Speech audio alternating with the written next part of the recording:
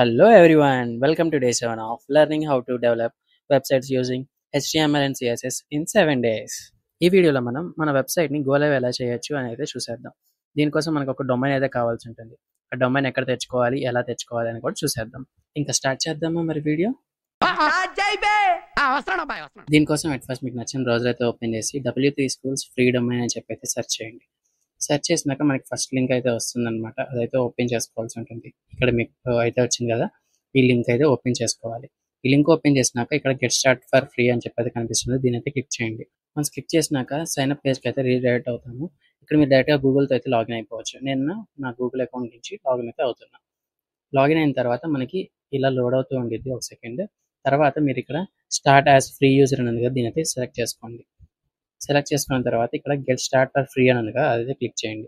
Click చేసినాక మీకు కావాల్సిన డొమైన్ నేమ్ అయితే సెలెక్ట్ చేసుకోండి. నేను A to Z Tech in Telugu అని చెప్పి అయితే ఇస్తున్నాను. A to Z Tech in Telugu .w3 spaces.com అని చెప్పి అయితే వచ్చింది మన వెబ్సైట్ అయితే. తర్వాత మీరు ఈ విధంగా అయితే సెలెక్ట్ చేసుకోవాల్సి ఉంటుంది. నేను బేసిక్ అయితే సెలెక్ట్ చేసుకొని బ్లాంక్ HTML స్ట్రక్చర్ అయితే తీసుకున్నాను. తర్వాత క్రియేట్ అయితే క్లిక్ చేస్తున్నాను. క్రియేట్ అని క్లిక్ చేయగానే మనకి ఇంకో పాపర్ అయితే వస్తుంది. మళ్ళీ క్రియేట్ అని క్లిక్ చేయండి.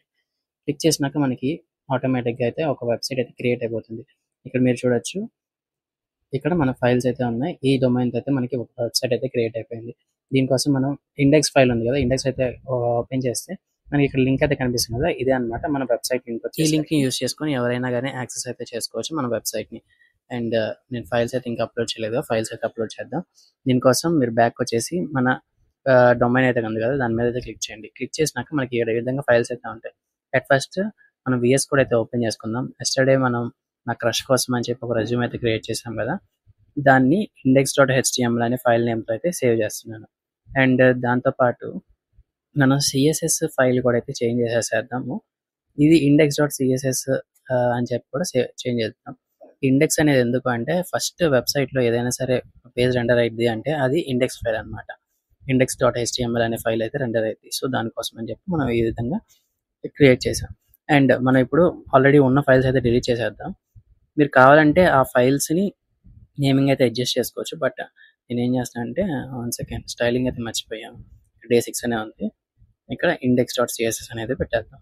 ఓకే, ఇప్పుడు మనం ఈ ఫైల్స్ అనేవి అయితే డిలీట్ చేసేద్దాం. అండ్ రీడ్మీ కూడా అయితే డిలీట్ చేసేస్తున్నా. అండ్ ఇప్పుడైతే నేను అప్లోడ్ చేస్తాను ఫైల్స్. దీనికోసం ఓకే ఓపెన్ చేశాను. ఈ 3 ఫైల్స్ కదా, ఈ 3 ఫైల్స్ అయితే అప్లోడ్ చేశాను. అప్లోడ్ చేసినాక మనం అయితే చూద్దాము. A few moments later. Upload అవుతున్నాయి. One eternity later. Finally files అన్ని కూడా అయితే అప్లోడ్ అయిపోయాయి. ఇప్పుడు ఇండెక్స్ ఫైల్ అయితే ఓపెన్ చేద్దాం. ఓపెన్ చేసిన ఇక్కడ మనకి లింక్ అయితే కనిపిస్తుంది కదా, దాన్ని అయితే కాపీ చేసుకొని వేరే ట్యాబ్లో అయితే ఓపెన్ చేస్తున్నాం. ఓపెన్ చేయగానే మన రెజ్యూమ్ అనేది క్లియర్గా అయితే కనిపిస్తుంది. ఈ లింక్ యూజ్ చేసి మీరు కూడా అయితే యాక్సెస్ అయితే చేయొచ్చు అనమాట. అండ్ లింక్ కావాలంటే డిస్క్రిప్షన్లో ఇస్తాను. ఎంత సింపుల్గా మనం డెవలప్ చేసిన వెబ్సైట్ని గో లైవ్ కూడా అయితే చేసేయచ్చు. మీకు అర్థమవుతుందా? ఈ సిరీస్కి ఇంతే మచ్చా. ఐ హోప్ ఈ సిరీస్ నచ్చిందని అనుకుంటున్నాను.